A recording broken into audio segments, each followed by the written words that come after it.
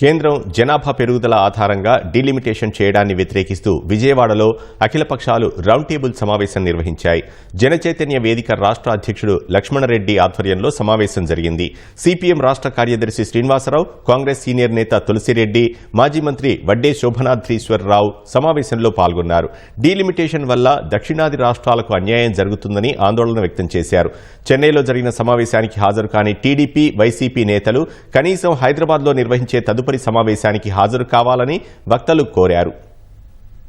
భారత రాజ్యాంగంలో 81వ ఆర్టికల్ ప్రకారం అయితే రాష్ట్రాల జనాభా పరంగా సంఖ్య పెంచాలి. ఆ పరంగా పెంచితే దాన్ని ప్రామాణికంగా తీసుకుంటే జనాభాను కుటుంబ నియంత్రణ సక్రమంగా అమలు చేయనటువంటి రాష్ట్రాలు ఉత్తరప్రదేశ్, బీహారు, రాజస్థాను, మధ్యప్రదేశ్ రాష్ట్రాల్లో లోక్సభ సభ్యుల సంఖ్య విపరీతంగా పెరుగుతుంది.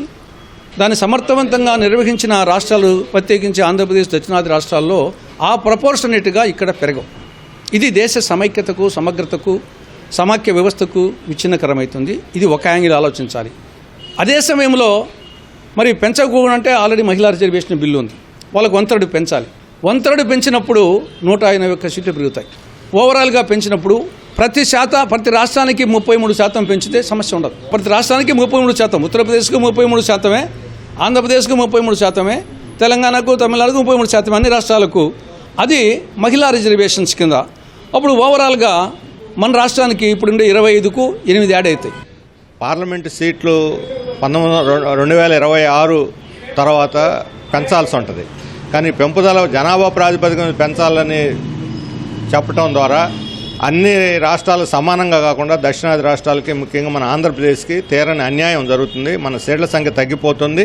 ఒకవేళ ఉన్న సీట్లు ఉన్నట్టున్న మిగతా ఉత్తరప్రదేశ్, మధ్యప్రదేశ్ యొక్క రాష్ట్రాల సీట్లు విపరీతంగా పెరిగి పార్లమెంట్లో మన గొంతుక, తెలుగు ప్రజలు ఆంధ్రప్రదేశ్ యొక్క గొంతుకే అడ్రస్ లేకుండా పోయేటువంటి పరిస్థితి వస్తుంది. చెన్నైలో జరిగిన మీటింగ్కి మన రాష్ట్రం నుంచి ఎవరూ హాజరు కాలేదు. ఒకవేళ హాజరు కాకపోయినా మన రాష్ట్ర అసెంబ్లీని సమావేశపరిచి ఈ రాష్ట్ర ప్రయోజనాలకు ఇది నష్టము, జనాభా ప్రాతిపదిక కాదు, సీట్ల ప్రాతిపదిక మీద పోరాట ఉండాలి, లేదా ఒక 30 సంవత్సరాలు అఖిలపక్షం డిమాండ్ చేసినట్టుగా 30 సంవత్సరాలు దీని మీద ఫ్రీజ్ పెట్టాలి. సీట్ల సంఖ్య మీద డీలిమిటేషన్ చేయొచ్చు, కానీ సీట్ల సంఖ్యను మార్చకుండానే డీలిమిటేషన్ చేయొచ్చు. ఆ తీర్మానం చేసి కేంద్రానికి పంపాలి.